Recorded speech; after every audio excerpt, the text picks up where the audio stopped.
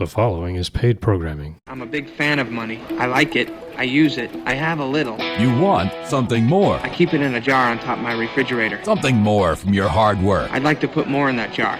That's where you come in. There's gotta be something more. Gotta be more than this. Whether it's financial planning, mortgages, insurance concerns, or those quality of life issues that make the money matters matter. Whatever is on your mind today, call Something More now, toll free, 866-771-8901. Come on, let's get you something more. I still can't even hardly believe my ears when you even tell me this. Gotta be something more. Something More with Chris Boyd, certified financial planner professional, advising clients across the country. Here he is, J. Christopher Boyd. All right, welcome back to Something More with Chris Boyd. Next up, I'm joined by Scott Birmingham, our firm's lead financial planner and our chief compliance officer. Scott, thanks for being with us from Nashville. How's things going? Things are good. Good to be here. All right. Happy New Year's Eve to you. Thanks for making the time. You know, we had in, I forget, it was 2019 or 2020, but sometime around then, the Secure Act came out and was pretty significant in some of the changes it made. Among them was to move the required minimum distribution age from 70.5 to 72. Well, over the last couple of weeks, the Congress has been busy, and they've passed the Secure 2.0, which has got some pretty significant changes as well. I thought we could talk a little bit about that and share some of these details with our listeners. One of them being that number may even change again. Yeah, I saw the proposal is for requirement of distributions to jump from 72 to 73, possibly next year. And then oddly, they want to jump it to 75, but not until 2033, which is kind of a long way off. Yeah, well, I guess it sounds like people who are born between 1951 and 1958 will, so people who are already subject to the age 72 distribution requirement will continue to have that distribution requirement.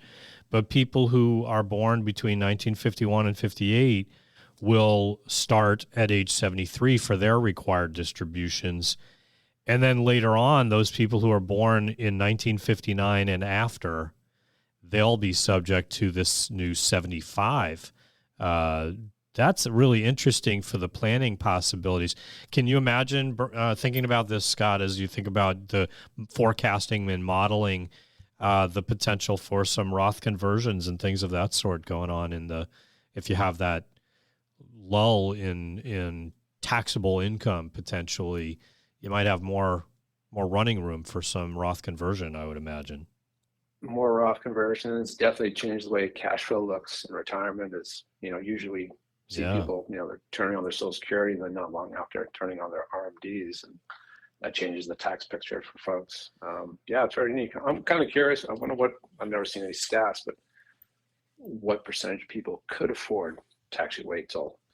Yeah, it's a great point. I mean, most people probably won't necessarily just wait until 75 to draw some money out. That's a great point. They might, and the tax implications of when those RMDs, if they've been postponed that long, will that drive people into higher tax rates?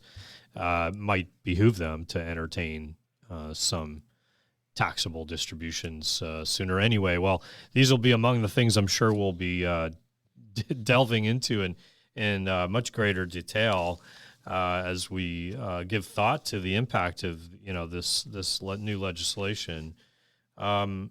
So that's one of the highlights. This whole idea that people might be able to distribute a little bit later. There are a whole bunch of other highlights and aspects of this bill.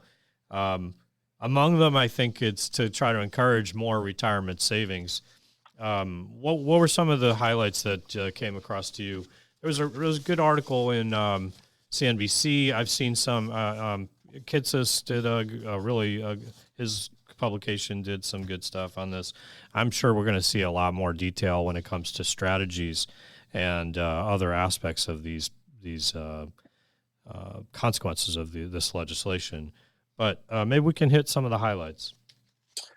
Sure. So they made a dramatic proposal for an increase for your catch-up contribution. So right now it's when you hit age 50, you could put an extra $6,500 in your 401k every year. Now the proposal is in 2025, from ages 60 to 63, it looks like you'd be able to put an additional 10,000 a year, and so it's a big bump. Pretty big bump, yeah. And I'm sure it'll change not just for the 401ks, but for other types of, savings, retirement savings through work, 403bs and simple IRAs and things like that. They all have different, potentially different limits. Potentially some pretty big changes there, and maybe even more for people in certain age ranges, huh? Yeah, I think that's, we do see people walking the door who are maybe a little behind and need to do some extra catching up. So, I mean, that's a great feature to have, especially maybe in your high earning years, 60, 63, you're really maybe maxing out right then. You can really put some extra dollars away. Yeah, that would be huge. So, we'll have to see how that, and there's some impact on how it relates to Roth treatment as well in the retirement plan. Sure. I thought a great one was the change to the 529 plans, allowing a tax-free conversion to a Roth. That's pretty amazing, huh? Yeah, I thought that was great. I mean, we run into that all the time. Folks maybe have one child that didn't go to college and they've still got a big lump sitting in the 529 plan. It'd be a nice opportunity to be able to move that into a tax-free setting like that. I also saw there was some opportunity to throw money toward a charitable intent. We talk about the qualified charitable distributions, and that has a $100,000 cap. For most people, that's probably not what the amount they're going to do, but there's a cap. But they're talking about indexing that for inflation as well over time. And then there's an opportunity to do some one-time for a smaller amount, but something like $50,000 into a charitable remainder trust, a charitable annuity trust, remainder annuity trust, a charitable gift annuity. Any of those possibilities might have appeal to move money from your IRA into a charitable income stream that you might benefit from while you're alive, and then the remainderment benefits your charitable intent. Sounds pretty nice. It does. I think that all of these add a lot of more flexibility to your planning and give you more choices. And I think these are all great proposals. You mentioned the education, the 529 plan item. I saw something about the possibility that employees could elect to benefit from their contribution from their employer, perhaps their matching contribution, but apply it to paying down student debt. I did. I saw that. That was nice. Yeah. So essentially, this was off of something the Kitsis publication provided, saying treating student loan payments as elective deferrals for employer matching purposes in the workplace retirement plan work account, which would allow student loan borrowers to benefit from an employer match, even if they can't afford to contribute to their own retirement plan. Well, that's interesting, isn't it? That's pretty unique. Yeah. I don't know if that's going to help or hurt our, more student debt, right? But, right. but ultimately, that's probably a good thing. There's a few of those things that have two edges to it, two sides of the sword. Like they're allowing $1,000 withdrawals from 401ks for emergency purposes, avoiding penalties and stuff. Penalties pre-59.5. I mean, flexibility, yes, but do we want people rating their retirement accounts? Yeah, good point. No. I think I don't remember seeing it in this article, the CNBC article, but I remember seeing something about the possibility that some of the penalty provisions are very possibly going to be diminished in this legislation. That's not to say that there won't be penalties, but they'll maybe be less than the 50% penalty that currently exists. The other thing about, automatic enrollment, and sometimes even including part-time employees, and to some extent in this, there's some provisions to really facilitate participation in 401k plans at work, or retirement plans, but they specifically said 401k in the article. So that may be interesting to see. I mean, I suppose that's probably helpful to employees, but you could opt out if you wanted to, but the default would be to opt in, To be honest, I actually thought that feature was implemented a few years ago. I thought so too. I thought they had already, had some arrangements along those lines. But yeah, so in any case. I thought you were defaulted into a money market automatically when you're eligible. Yeah, this sounded like it also had some mandatory performance requirement, which caught my eye. We'll have to look into that a little more. What else didn't we talk about? I saw that. So typically, you contribute your 401k, you can get a match for 401k, but if you contributed on the Roth side, a match was not available, but that could be changing. Yeah, might be. That's nice. Yeah. I think people would like that. So, essentially, if you were contributing to your 401k for our listeners and you had the option to do a Roth contribution, you might be able to contribute to your Roth account, but your employer's match would be going into a, traditional deferred kind of an account. So now you might have the opportunity to allocate that to a Roth. I wonder how that works for the taxes for the employer and just how that's going to work, but I'm sure that'll be a question to be addressed. Yeah, I can see that be something very slowly rolled out per employer. Yeah, right. They figure it all out. Well, I do think, excuse me, this all is going to take some time for guidance and how this gets worked out. The implementation, it won't be instantaneous. Hey, are you familiar with a QLAC, a qualified longevity annuity contract?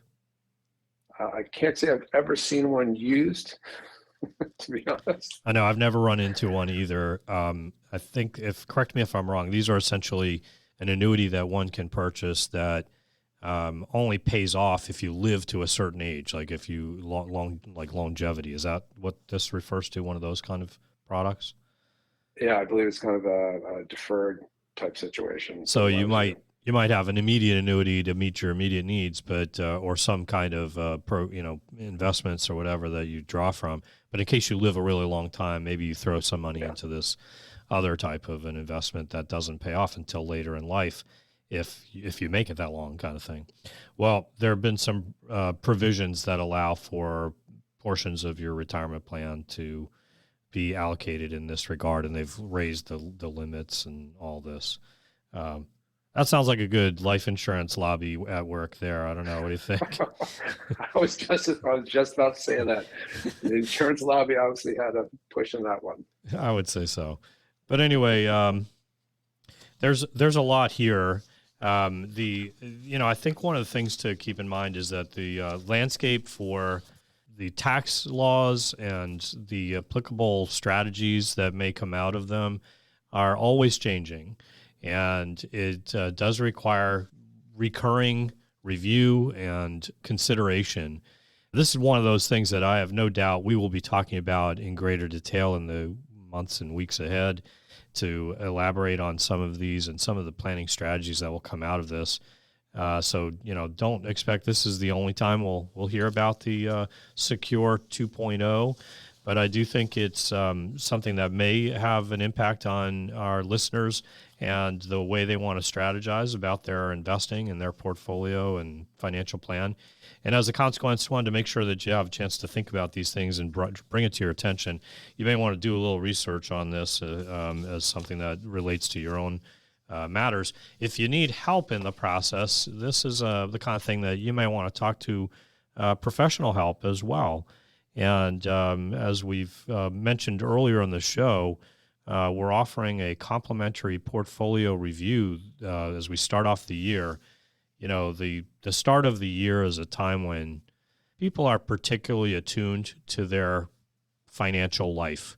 And if you're like me, you're thinking, well, maybe I'm going to try and lose a little weight. I'm going to maybe get in better shape, but I'm also going to try and get my financial life, is a common, priority for people. I want to look at my financial life. And so, this is among those things. And because that is the case, we've gotten in the habit of offering a limited number, but, 10, 12, something like that, opportunities for a comprehensive review of one's portfolio, and including that we do some financial planning in the process.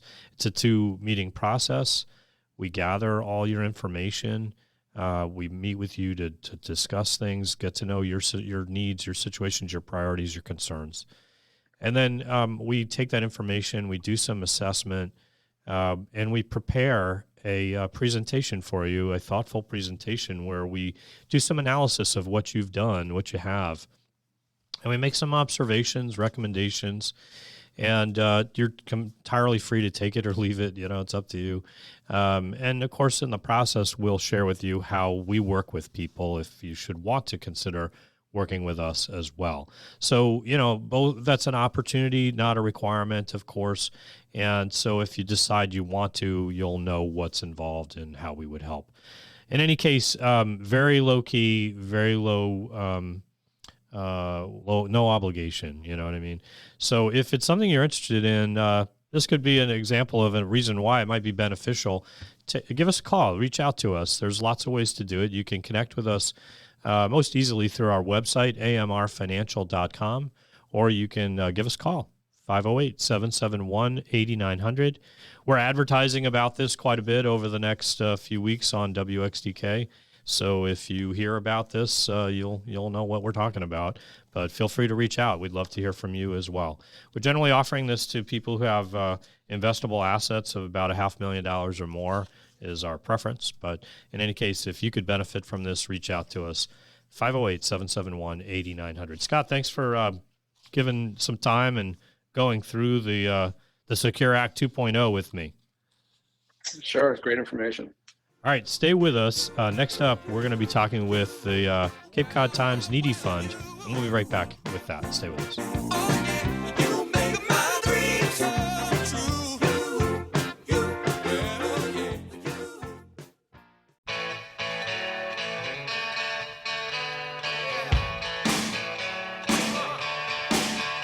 Welcome back to Something More with Chris Boyd. I'm Chris Boyd, certified financial planner practitioner. Thanks for being with us for another segment. We find that this time of year, we love to talk to local nonprofits because there's so many great organizations doing such important work. And that's what we're going to do next. And for our next segment, we're joined by Mary Pat Mesmer and Susan Johnson, both of the Needy Fund, the Cape Cod Times Needy Fund. And Mary Pat is a member of the board, vice president of the board. Susan is the executive director. Both, thank you for being here. Glad to have you with us. Thanks for having us. It's great to have you on again. It's been a while. I haven't had the chance to talk with each of you directly, but we've had the Needy Fund on in the past, and I know in the midst of the pandemic, you were doing some great work, some very important things with the demands that have been happening. Before we start talking about the need in the community, tell us a little bit about the history of the background. Mary Pat, would that be something to throw to you first, to tell us a little bit about the background and history? Sure. Although it was founded in 1936, and I wasn't around then, but right, sure, fair enough. It has been a staple in this community, and I think maybe unknown to folks that really it's almost 87 years old. I didn't know that. That's incredible. Yeah. It is amazing. And when you think about the different nonprofits on the Cape, probably one of the oldest, if you think about it. It started actually as a way to provide holiday meals for people in need on the Cape, kind of morphed into holiday time. And lots of people think it's only around in the holidays, or we only help people in the holidays, but it's a year-round activity now. It has evolved to be a community-wide, year-round activity. Well, we totally associate it with, being, content in the paper and kind of see the awareness of it this time of year for sure. But it sounds like the need for the needy fund doesn't end with the holidays. Susan, tell us a little bit about the growth in the amount of activity that the needy fund has been involved with in trying to meet the needs of the community over the last few years. Sure. So over this past year, as we know, COVID obviously had a huge impact on everybody in some way, shape, or form. And the calls have not decreased. As a matter of fact, we've seen an incredible increase in calls. Last year at this time, we had about 5,400 callers looking for financial aid. And this year to date, we're at 7,500 calls. They're all responded to. And it's just the need continues to grow. As much as we continue to raise money, the need grows. I do want to say that, even food, which is something that we didn't do a great deal of previously to the pandemic, our requests for food have increased 47%. Wow. Now, you're mentioning this prompts me to ask a couple of things. One is, by the way, I got a nice letter from your organization recently with a great little anecdote telling a story of, I think those things are so powerful when you have the story of a person, someone specific, that you can kind of see how those donations really make an impact on a family. But one of the things that's coming to my mind hearing you talk about this is, how do people request help? What's the process? How do they go about this? Sure. So they can call our phone number, and they can or they can email us. And so what happens is they're placed on a callback list, and the order their call was received. If they have an emergency, like if they need oil, if it's winter and they need oil in their tank, they'll go to the top of the list. But typically, they'll call in, they'll be placed on a calling list, they'll be called back, and either an appointment will be set up, or they'll do an intake right there with the person. And we do really strong budgeting information. We find out exactly how much money's coming in and how much money's going out. It's a lot of times it's the first time people have actually seen how much money they spend. They have no idea. Yeah. And so we're able to that is so true, by the way. We deal with that, and it just not necessarily under needy circumstances, but we deal with people in their financial planning all the time. And, most people just have a vague awareness of money comes in, money goes out. It seems to be enough or not, that kind of thing. And then they then dig into it if it's needed when it's not, you know what I mean? But for most people, how much do you spend? Oh, I'm not really sure exactly. It's not an exercise that most people really are engrossed in. So it's really important to really know where your money goes. It is, absolutely. And one of the services, we do a lot of resources and referrals as well. So we're able to tell people how to apply to SNAP, or where they can save money on their cable bill, or little things that make a huge impact on somebody whose budget is, they're living paycheck to paycheck. So what are the kinds of services you provide? So someone says, I'm struggling.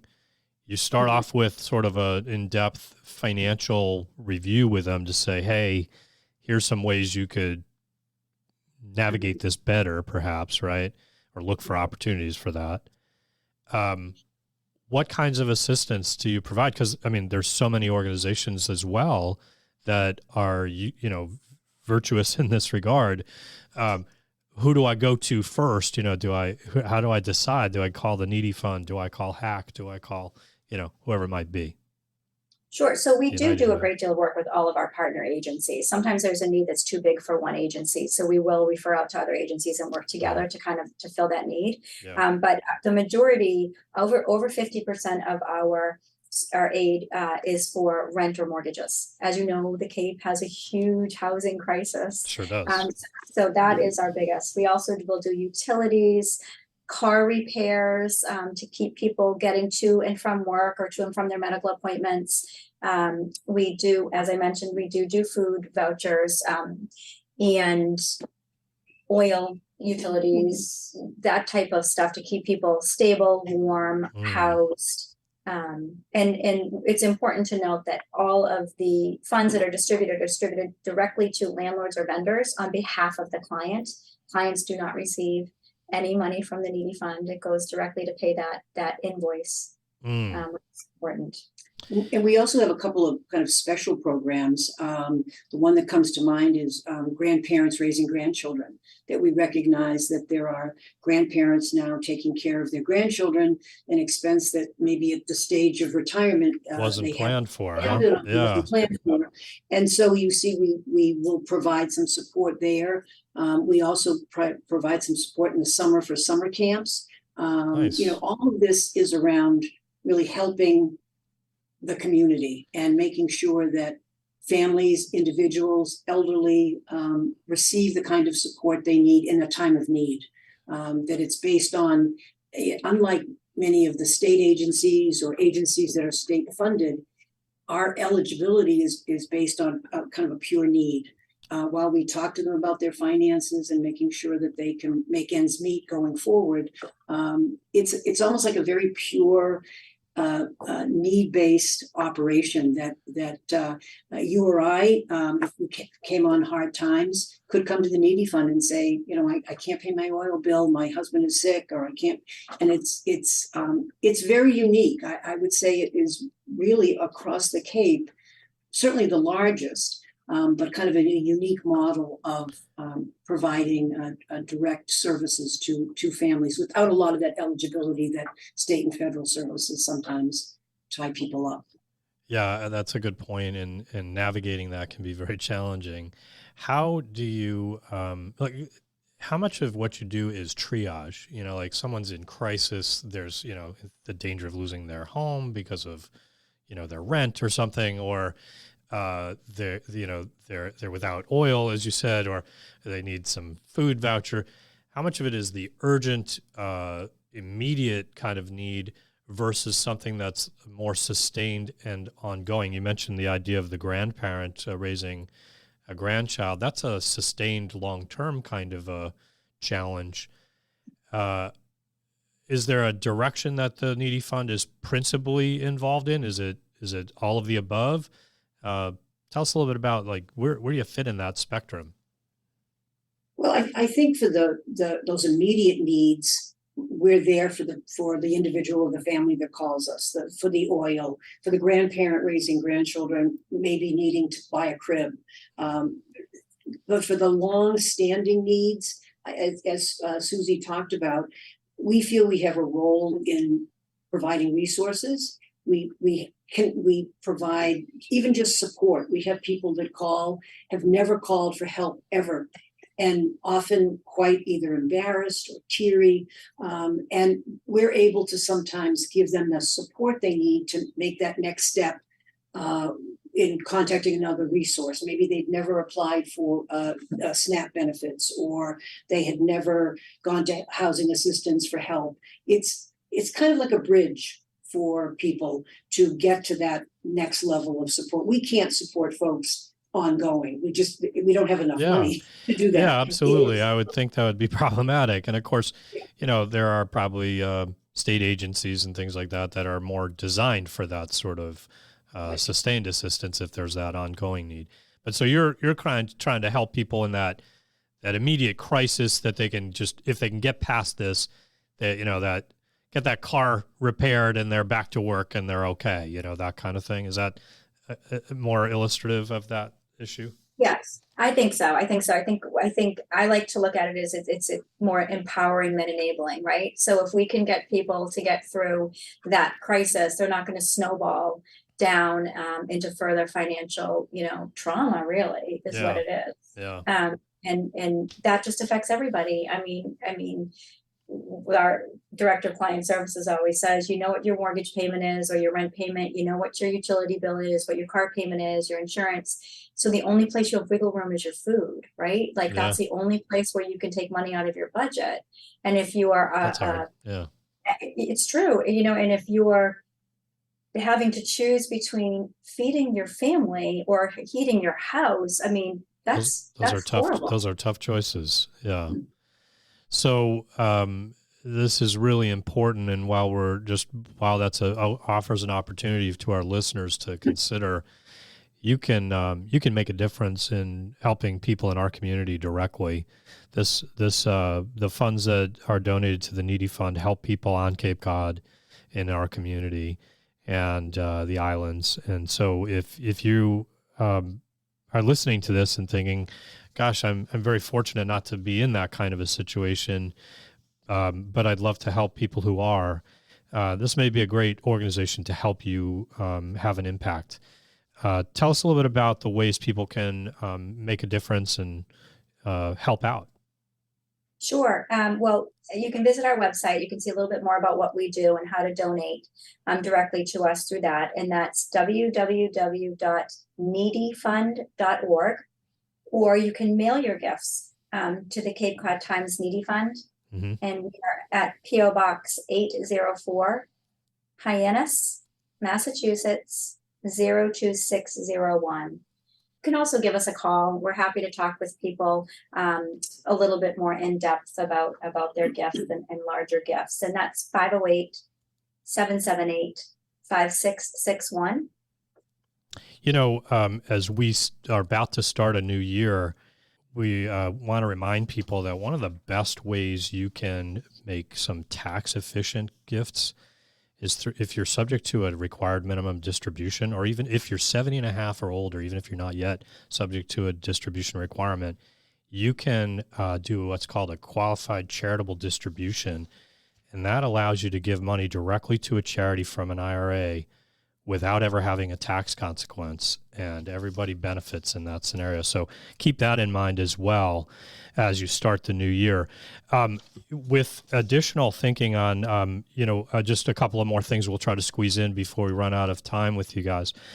One of the things that everyone's feeling the effects of inflation and the challenges of childcare. Tell us a little bit about those particular issues and how we might look to the Needy Fund as a resource.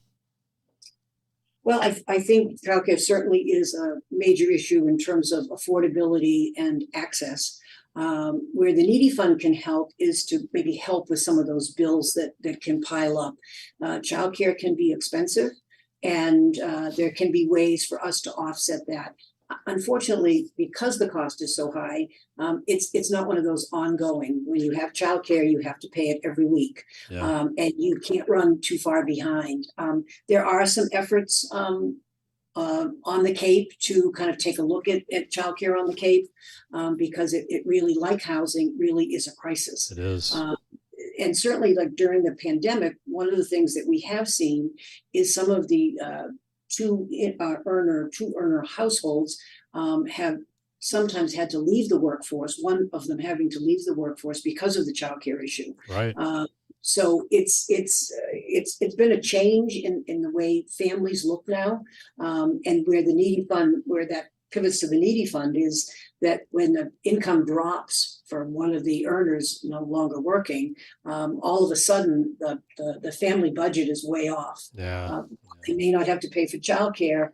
That other earner's income is not sitting there available to the family for their basic needs. So it's kind of the continued impact of the pandemic on all kinds of services on the Cape. And the housing we talked about, childcare we talked about, food is huge.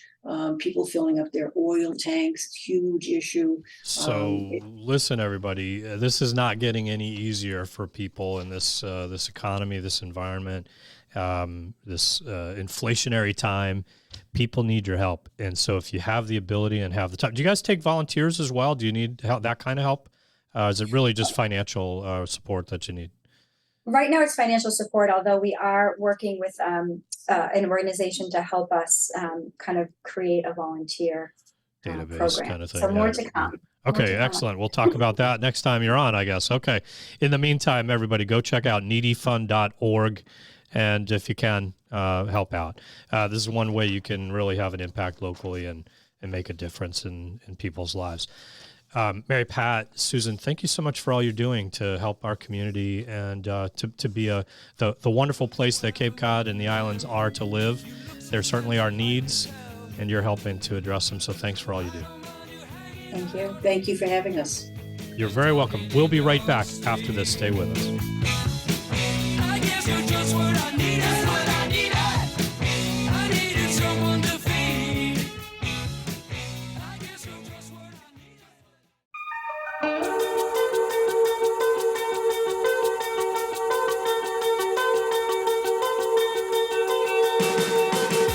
back to Something More with Chris Boyd. Thanks for being with us again for our final segment. It's hard to believe. We're coming up on New Year's Eve, and hopefully you'll have fun plans this evening as we wind down 2022. To join me for this final segment, I've got Scott Birmingham again with us.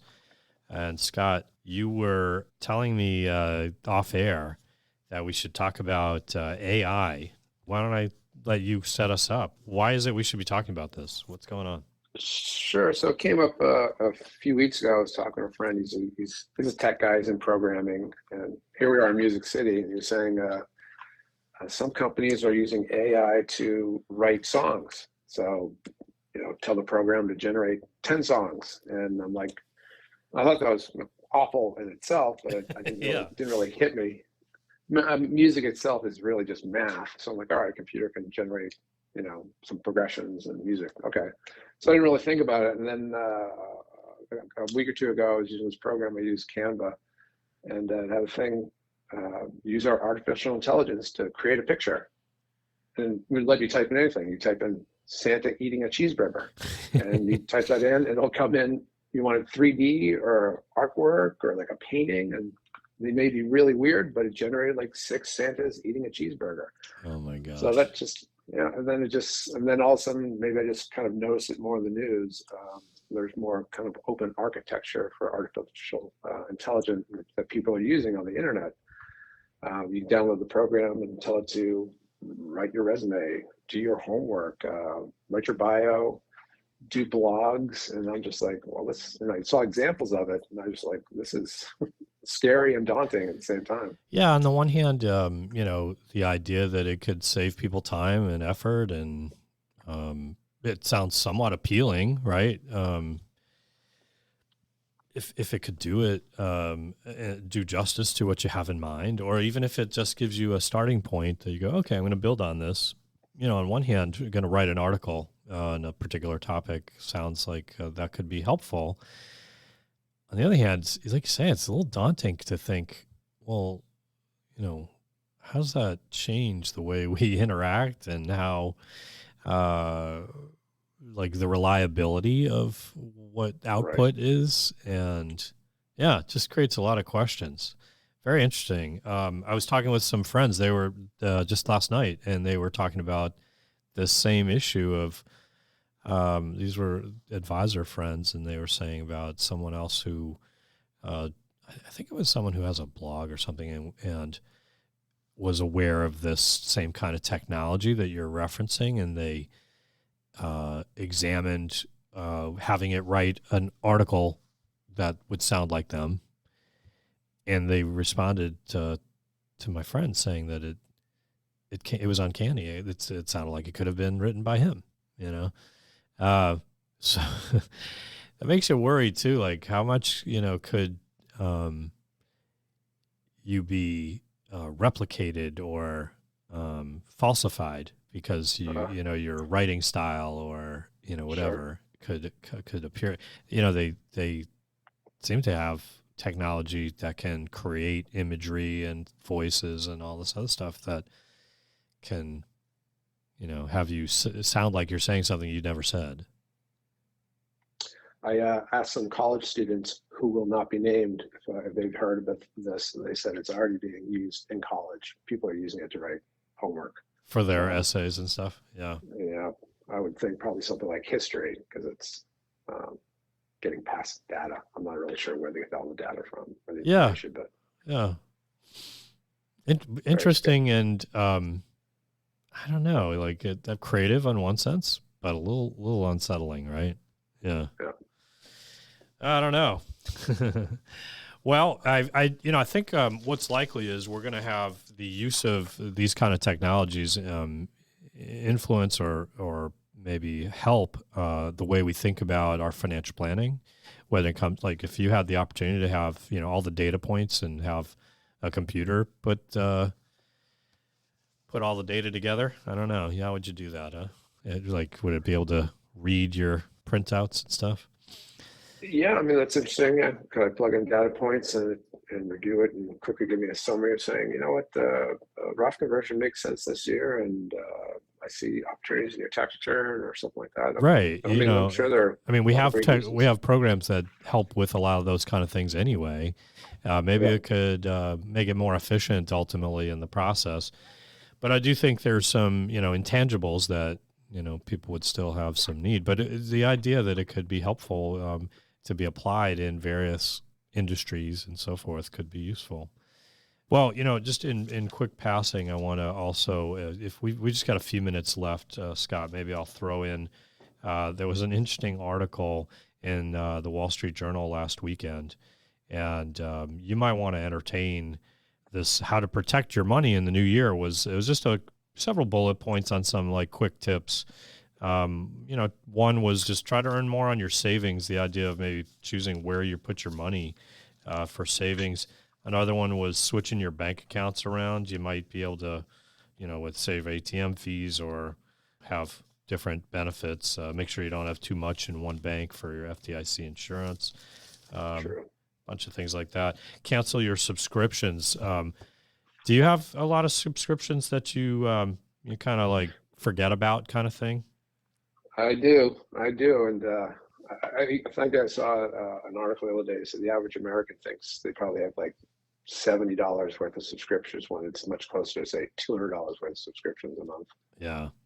Well, everyone's going to be going to the gym now, but so maybe you want to try to give that another 2 weeks or 2 months or something. But gym memberships, I don't know about you, but I got all kinds of channels that I subscribe to that I go in spurts where I watch one but not the other. So that's something that probably needs a little bit of, what am I really watching? Do I really need these as ongoing monthly subscriptions? That kind of thing. What are some other kinds of subscriptions people have that they don't necessarily know about or remember? There's newspapers, there's things associated with your laptop. Yeah. Backup programs, Norton. I've never tried it, but there's a program called True Bill, which is supposed to just catch some of those things. Yeah, I've heard of that. Go into your checking accounts. Yeah. That's a good idea. It adds up. I'm sure it's twice what I think it is. Just for subscriptions. Yeah. Well, a couple of the other points were you may be opportunities in places where you can renegotiate your bills. I think like your cell phone plan, your cable bill. Sometimes you call up, you get better rates just by asking. Check your 401k for how it's structured, and a variety of other good tips there. Hey, and as far as it relates to your 401k and your other investments, one last reminder before we end the show today. This is the time of year when people take a look at their financial life, and your 401k is one big part of that for most people. But most people also have a collection of things, maybe 3 different past employer plans that you've left behind in their 401k. But how does it all fit together? You may have a brokerage account. We dealt with someone recently who inherited investments, but we had to figure out all their cost basis challenges. So, they knew what they were up against if we wanted to make changes. And all these things can be kind of daunting at times when you start thinking about, what should I do? How should I structure things? Am I overly concentrated? Do I have the right balance of investments? Do I have too much risk? Do I have not enough risk for my situation? Is it generating the cash flow I need? How will I do that when I'm ready to retire? You can imagine there's lots of questions. Should I do a Roth IRA conversion while the market is down? There's an unlimited amount of questions, sometimes relating to taxes, sometimes relating to investment products and solutions and holdings that you might have. And, how should I be structured? This is an opportunity to get a second set of eyes. If you've ever wanted just a second set of eyes, a little bit of help. Is there something I should be doing differently? This is an opportunity to get that chance to talk with a professional. We are a fiduciary. We are not in the product sales business, where we work with people. This opportunity that we're offering is a complimentary opportunity. We offer a 2-meeting process where the first meeting we gather some information about you, your needs, your details, and then we take a break. We go through, we do some analysis. we meet up again and we share with you our findings, some recommendations, some suggestions for you, how you might want to handle your investments. And we certainly will share with you how we would work with you if you wanted to work with us. But of course, there's no obligation. If you're interested in taking advantage of that, we call this our portfolio review. We'd welcome you to reach out to us. You can call us at our telephone number, 508-771-8900, or toll free, 866-771-8901. You can send us an email at radio@amrfinancial.com. Just use the subject, the offer, and how to reach you. We'll follow up with you. Or you could send us a text, 508-915-3700, 508-915-3700. Mention the offer, and we'll be in touch with you to schedule an appointment, send you out a kit so you can get prepped for it, and hopefully we can be of help to you. We're going to be talking about this over the next couple of weeks, but take advantage of it now. We get a number of people. It delays the process. Jump right in while it's early. And Scott, thanks for making the time to be with me today. Sure. No, I'll mention that it is pretty popular. People do hop on this every year, and they really appreciate the process. They think it's pretty helpful. So I would say get in early because it is very popular. It is, and hopefully it'll be help to you. And so while you're, this time of year is the time to deal with it, jump on it right away. In any case, we're out of time for the show. Thanks for being with us. Until next week and next year, keep striving for something more. I'd be rich.